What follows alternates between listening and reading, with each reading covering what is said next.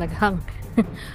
Okay, so magandang araw po sa inyo mga ka-SDM at of course nandito na naman po ako para sa isang talakayan, no, na atin pong pag-uusapan, no, yung mga mahahalagang kaganapan dito sa ating lipunan, and of course yun pong dapat nating gawin, no, para na rin ma-enlighten din po ang ating mga kababayan tungkol po sa mga nangyayari, no, dito sa apat na sulok ng ating bansa at sa buong mundo. Yung mga issues po ng ating mga advokasiyang isinusulong. Na isa na nga po dito ay yung political bullying, yung paglalaban sa political bullying. Bakit natin nilalabanan to? Kasi ito ay isang uri ng panggigipit, no? Para hindi magkaroon ng maayos na pagbabago sa ating bayan. No? Ito ay yung ginagawa madalas ng mga tradisyonal na mga politiko para manatili sa kanilang mga pwesto. Okay, so ito po yung ating ngayong pag-uusapan, no? Kasi siguro isipin nyo, si Tatay Digong na naman ang pag-uusapan natin. Well, sa ngayon, sa Serbisyong May Dignidad Movement, wala tayong ibang gagawin kundi yun talaga yung tatalakayin natin dahil obviously, o very obvious naman na sa ngayon ang pinaka-popular na talagang pwedeng isample natin ng political bullying ay ito nga nangyayari sa mga Duterte, 'di ba? So, 'yon. Ano ba itong latest na natin tatalakayin? Ngayon kasi since Sunday ngayon, pero maa-upload tong aking video mga Tuesday or Wednesday, no? Kaya pag-uusapan natin ngayon yung mga kumakalat na videos ngayon na parang political propaganda tungkol doon sa mga naging pahayag ni Tatay Digong, no, tungkol kay God, no, yung stupid God remarks niya, at yung mga tungkol doon sa kay Jesus Christ, no, yung pagpapako sa krus, no. Pero unahin natin yung konsepto ng itong ang stupid God remarks ni Tatay Digong. Totoo bang did Tatay Digong really mocked God? Ininsulto ba niya talaga yung Diyos dito sa kanyang naging pahayag? No. Para sa akin, no, pinaliwanag na ni Tatay Digong yan eh. Ang problema kasi, ang ginawa kasi ng mga kritiko, yung unang video lang yung kanilang ipinakita. And hindi rin nila pinakita yung buong speech, no? Tungkol dito kung ano yung tinatalakay na issue ni Pangulong Digong dun sa kanyang buong speech na yon, na meron siya naging pahayag na God is this stupid God, no? Tungkol ito sa creation, no? Hindi ko na ipapakita yung video na yon dahil naka-viral naman yun ngayon. Pinapa-viral uli ng mga kritiko ni Tatay Diggs. Pero ako naman, magbibigay naman ng isang video rin na ito yung sagot niya, no? Ito yung sagot ni Tatay Diggs doon sa kumbaga yung follow-up speech niya, no? Tungkol dyan sa remarks na yan, diba? Una, no, pakita muna natin yung mga videos na ito. I never said I never had God. Sabi ko, tribyuhin ninyo yun. Your God is not my God. Your God is stupid. My God is perfect and has a perfect common sense. Ako, I believe in a universal being. There is somebody there more supreme than the rest of the gods of men. Mayroon talaga dyan. Kasi pag hindi, with all the billions and trillions of stars, kung walang nagkukontrol niyan, sumabog na tayo lahat. Why do you have to talk about religion?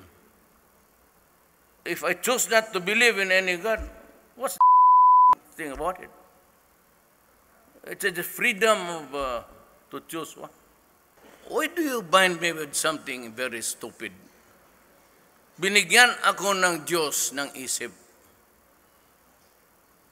Why do you bind me to a belief they are taking against me the cudgels for saying, God, your God is stupid. Totoo naman. And I said that, kung hindi itong mga bobo na ito, I said that in connection with my statement against Sister Fox. Sabi ko, I can take the insult of a garbage collector or a general or a mayor or anybody else's for that matter. Ang hingiin ko lang is that when you do it, you are a Filipino. Why? Because you pay my salary. Sabi ko, not everything in the Bible is true. Sinong nag-publish niyang Bible na yan? May printing press sila noon. And even itong Last Supper, who are the idiots there?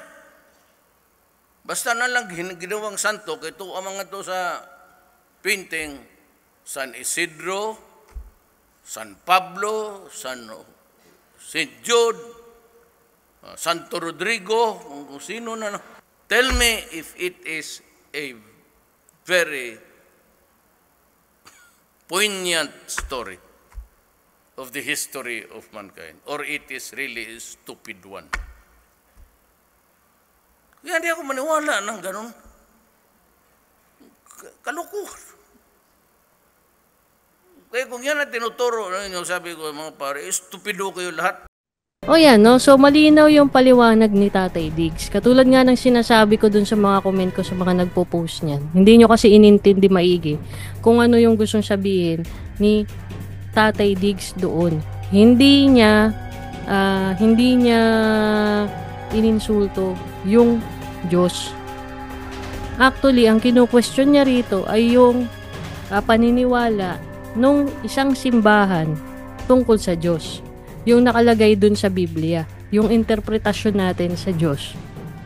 No? So, yun yung sinasabi niya. So, may iba siyang paniniwalang pangrelihiyon pagtungkol sa Diyos. Iba yung spiritual na paniniwala niya. Yun yung gusto niyang sabihin, na hindi siya naniniwala na ganun ka-stupid yung God. Ano yung stupidity na sinasabi? Yung sinasabi na parang sinadya niyang i-create the perfect tapos sirain niya. Parang ganun. Walang ganun na gagawin ng Diyos sa atin. 'Di ba? So, ibig sabihin, ang gusto niyang sabihin dito, kung ano man ang nangyayari sa atin, no? Kung nagkakamalas-malas man yung ating bayan, ay dahil sa atin yun at hindi dahil kay God. No? Dahil nga, hindi nga natin pinapairal ang rule of law. Diba? Puro tayo, humanity, nawalan na ng rule of law. Okay? So, yun. Sabi niya, yun yung paliwanag niya eh. Diba? Yun yung kanyang paliwanag. Iba yung konsepto niya ng Panginoon. Which is, kanya naman tayo ng ganun eh. Kaya nga may freedom of religion tayo, diba? So, kung ano yung paniniwala mong panrelihiyon, maaaring hindi niya paniniwalang panrelihiyon. Diba? Yung paniniwala mo ba, pwede mong i-impose sa Sharia law ng Muslim? Hindi. Kaya nga may mga Muslim states, may mga Muslim provinces tayo rito na hindi applicable sa kanila yung mga batas na applicable sa Luzon o sa Visayas, no?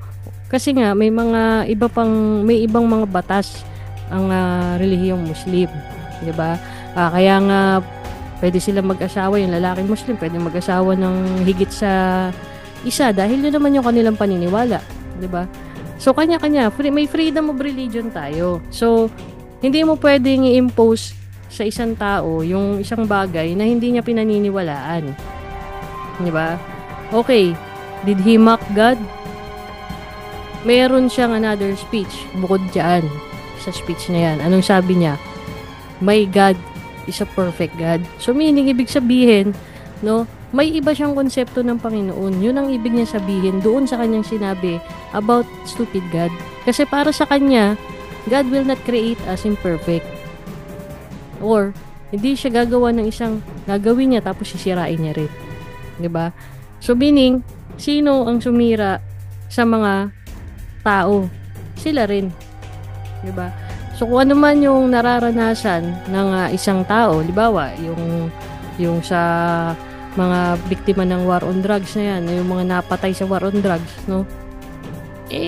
Ginawa niyo yun ginusto niyo yun na kayo ay mag-engage sa illegal na gawain. Ngayon, you face the consequences of your actions. Ganun lang yun, di ba?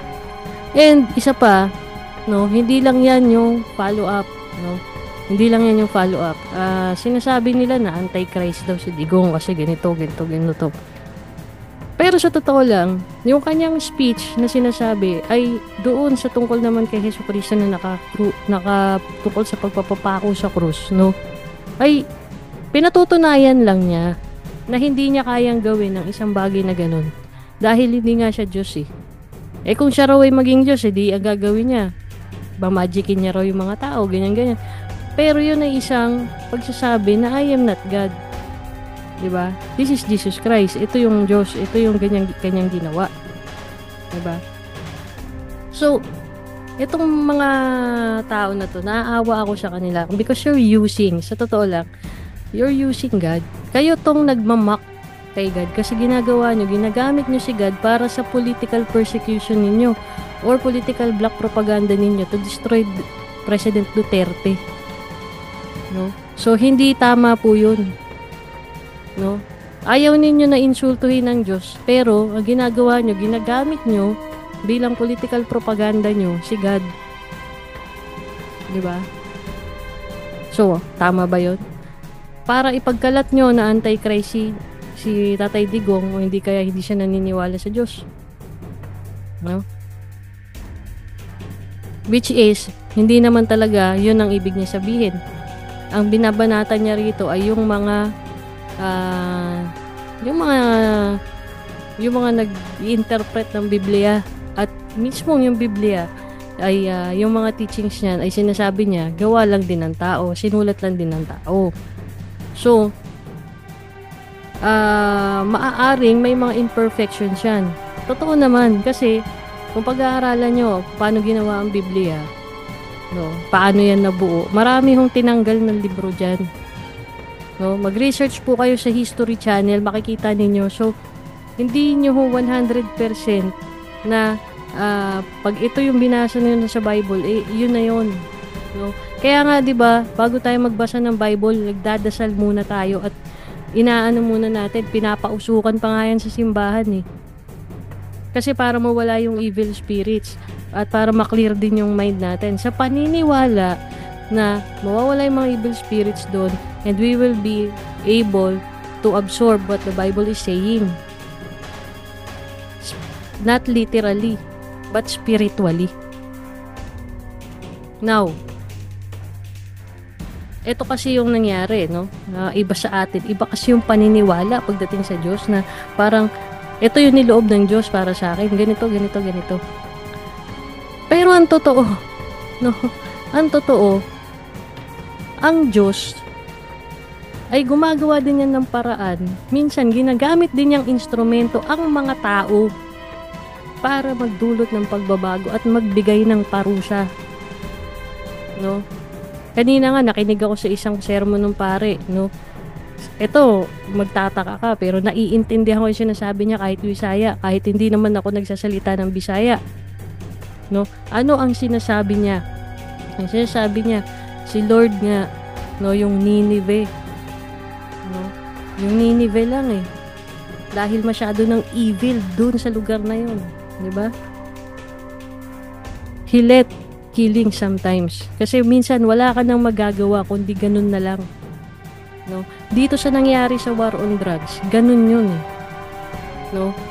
Wala nang sobrang talamak na nung illegal na droga, yung operasyon ng mga sindikato, masyado nang malawak, masyado nang malaki na hindi nakakayanin na gawin lang siyang parang pakiusapan, ganito yung lip service na anti-drug campaign. Hindi na kaya ng malamyang approach, kailangan na ng kamay na bakal. At yun ang ginawa ni Tatay Diggs na hindi nagawa ng mga sinundan niyang presidente. At dahil hindi nagawa ng mga sinundan niya, lumala ang problema sa illegal na droga. Na dumating na sa punto na pati mga krimen tumataas dahil sa illegal na droga. And ngayon, unti-unti na naman bumabalik. So, what am I saying here, guys? No? Si President Digong, ginawa niya yung isang bagay para sa atin. And now, may mga nakialam na mga taong simbahan na baluktot yung paniniwala and imposing the religious belief to the President. Tandaan nyo, nakalagay po sa ating batas, sa saligang batas natin, there is separation of church and state. At katulad nga na lagi ko sinasabi, biblical po yan. Bakit? Sinabi na yan ni Jesus Christ. Anong sabi ni Jesus Christ? Ang kay Caesar ay kay Caesar at ang sa Panginoon ay sa Panginoon. Diba? Ibig sabihin, ang kapangyarihan dito sa lupa, no, na magpatakbo ng gobyerno ay para sa gobyerno, role ng gobyerno. At para naman sa spiritual na ating spiritual development, yun ang role ng simbahan. And mind you, hindi lang yan, may isa pang interview si Tatay Digong. Kung meron man, dito niya nakuha yung ibang mga religious leaders, maliban lang sa Catholic Church. No? Nagpatawag siya ng gathering ng mga religious leaders. And this is what happened. Ito yung mga sinabi niya roon. Siya mismo inamin niya na ako ay tao lang and pwede siyang magkamali. Mabuti pa si Tatay Digong, ina-acknowledge niya na minsan pwede siyang magkamali. Hindi katulad ng leader ngayon na pag nagkamali na siya, naguhugas kamay pa. At kung sino-sino itinuturo, di ba? Nagtatrabaho pa yung sangkatutak niyang troll armies. Di ba? Okay, sabihin na natin. Ayan, ito panoorin ninyo yung video na tungkol doon sa meeting niya with the religious leaders. President Rodrigo Duterte manages a qualified apology to God, especially his all-forgiving God, during a dinner with religious leaders Tuesday. If it's the same God, I'm sorry. But so it is. Yan na sinabi. Sorry, God.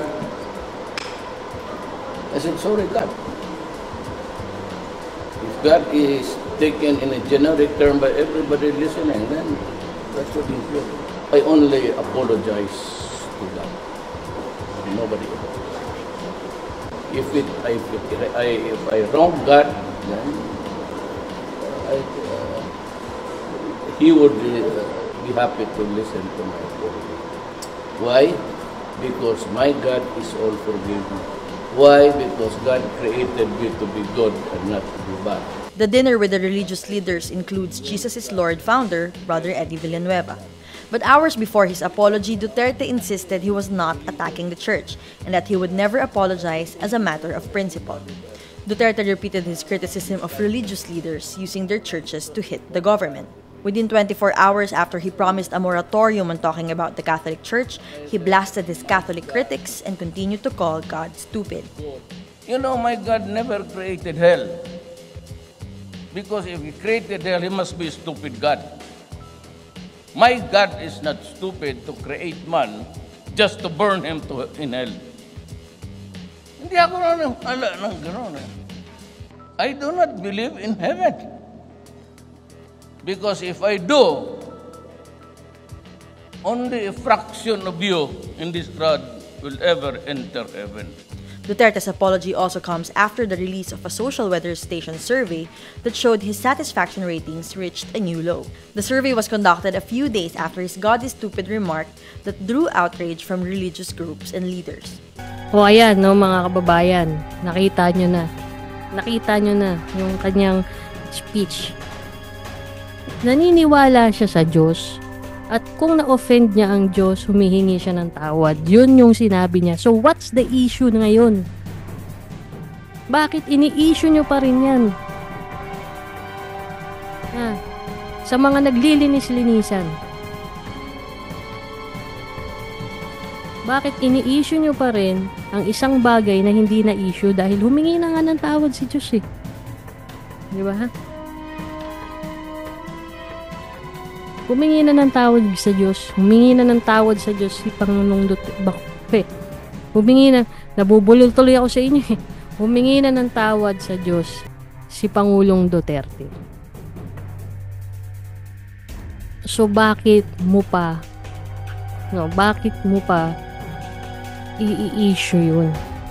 Kung ikaw mismo ay alam mo yung katuruan, 'di ba? God is forgiving if the person already acknowledges his or her mistake and confess to God. 'Di ba? Sabi niya, sorry God. And I know you are a forgiving God. 'Di ba? Oh, marami pa siya sinabi na magaganda tungkol sa Diyos. Then, anong issue nyo ngayon? Bakit nyo pinagkakalat na Antichrist? Bakit nyo pinagkakalat na pinahihiya yung Panginoon? Eh, ayan na nga, oh. Nagbigay linaw na siya.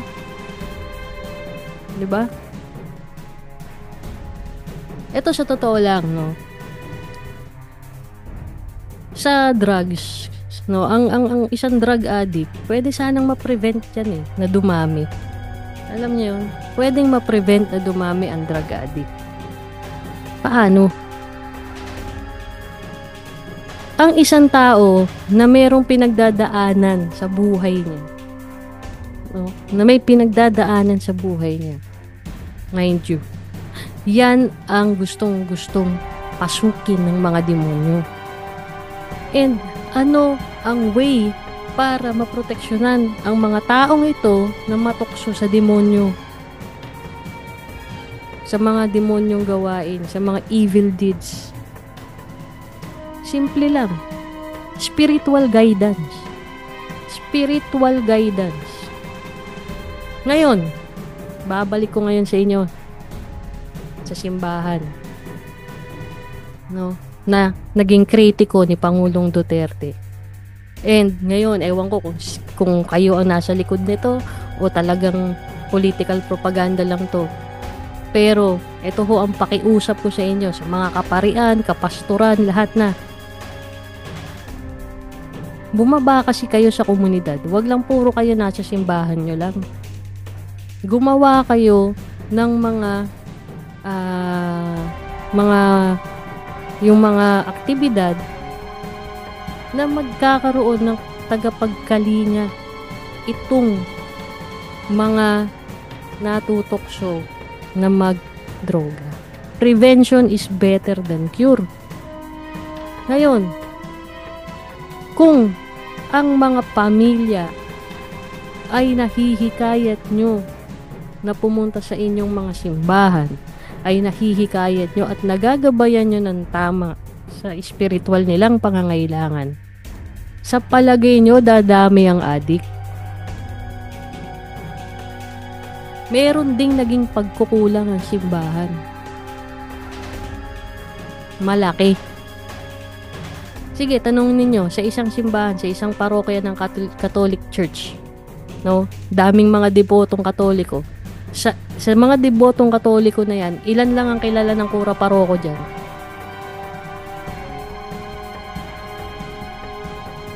So ngayon, nagagabayan ba nila ng tama lagi yan? O pagkatapos ng kanilang misa, wala na. Hindi na nakikita si Father. Di ba? Are you after for offerings, donations only? Meron ba kayong panahon na meron ding panahon na yung kumpisal, 'di ba? Yung kumpisalan, 'di ba? Ang katwiran ng iba kasi hindi naman nagpupunta yung iba. Oo nga naman, hindi nga naman sa pilitan yan. Pero paano ba naman kung nandun ka sa isang barangay, no? Maglaan ka ng isang araw mo na ikaw ay pumupunta sa mga bahay-bahay o bumibisita sa mga komunidad. Hindi yung nandiyan ka lang sa simbahan mo. Diba? And open ka sa mga tao. Ang simbahan nga diba? Hindi nga 24 hours yan nagsasara yan pagdating ng gabi. Pero yung mga taong may problema, kadalasan gabi yan nangangailangan ng kalinga. Alam mo, merong isang simbahan na believe ako no? It's a born again church to, no? Kasi 24 hours yung kanilang, natulungan na ako nito one time 24 hours yung kanilang hotline para pag ikaw ay may problema at may pinagdadaanan, pwede ka nilang i-pray over, tatawag ka lang sa kanila. No? Ewan ko kung may ganyan ng Catholic Church, no? Pero yung born-again Christian, na isang born-again Christian church, meron silang ganyan. Naka-televise pa yan. No? Alam nyo na siguro yun. Diba? Instead so, the government sana will have a lighter responsibility, no? Sa pagsugpo ng droga, illegal drugs na yan. At sa pagpapatino sa mga drug addicts na yan. Kung ang simbahan ay nagagawa yung kanilang tungkulin. Diba? Galit na galit tayo dun sa isang tao na ipinatupad lang niya yung batas. At dahil naghigpit siya, may mga nagbuwis ng buhay, may mga namatay. May napanood nga ako na isang true to life story na pelikula, no? Ang bida rito si Ann Curtis, no? Ewan ko kung in-exaggerate lang ng konti yung storyline, pero grabe. Yun nangyari dun sa isang squad niya, isang buong squad ng PDEA, no? Naubos dahil nagbaybas sa isang lugar na grabe, sobrang talamak pala ng droga dun sa ISF community na yun. At yung iskinita, hindi na nila alam kung saan sila lulusot. Isang buong magdamagan silang nakikipagbuno sa mga drug addicts. Nung pinanonood ko yun, putya, parang gusto kong umiyak. Diba? Parang gusto kong umiyak. Bandang huli na lang sila tinulungan ng mga tao doon. Nung una, takot yung mga tao sa kanila. Ay takot yung mga tao dun sa mga sindikato ng droga. Hindi ko naman pinagtatanggol lahat ng no. Kasi may mga kapulisan din talaga. May mga nasa gobyerno rin talaga na baluktot. No? Baluktot ang kanilang gawi. Diba? And to tell you frankly, yung mga scalawags na yan, nakasuhan naman. Nakasuhan naman na. Yung iba, convicted na yung iba, nakakulong na at naparusahan na. Diba? Nagsuserve na ng sentensya. Yung iba na absuelto. Diba? So ngayon, sabi ng iba, tama ba yun? Ngayon, balik tayo dito sa sinabi ni Tatay Digong na stupid God. Is it an insult to God? Or a way of telling us that our God is greater than what we knew He is? Diba? Hindi tayo ginawa ni Lord na imperfect. We have our perfections in our own way. It's our own doing. Alam mo sa amin kasi ako may partly Buddhist yung belief ko, spiritual belief ko. So, alam nyo, yung sa amin may explanation yan No? There's no such thing as original sin. But, we have bad karma from our past life. Kasi, yun yung paniniwala namin sa Buddhism. So, kapag ipinanganak ka this lifetime, yung mga nararanasan mo ngayon, ay resulta din yan ng mga kasalanan mo or kabutihan na ginawa mo ng past life mo. So, that's why nung sinabi yun ni Tatay Diggs, naintindihan ko siya. Diba? I was able to believe him, to discern what he is saying. Hindi ko siya inintindi sa kung ano yung literal na sinabi niya word by word, kundi yung mensahe talaga nung yung mensahe talaga nung speech na yun. Diba? Stupid God. Who is this stupid God? Diba yun yung pagkakasabi niya?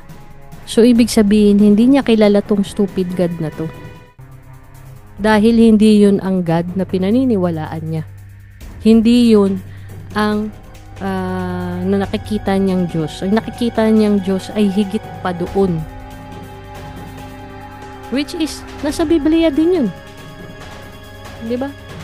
Sinasabi ro na hindi mo o kayang hawakan, hindi mo o kayang ilarawan, hindi mo o kayang... Nandoon yun sa Biblia. Nakalimutan pala, hindi ko lang alam kung anong verse. So, did he mock God? Or hindi mo lang na-gets kung ano yung sinabi niya?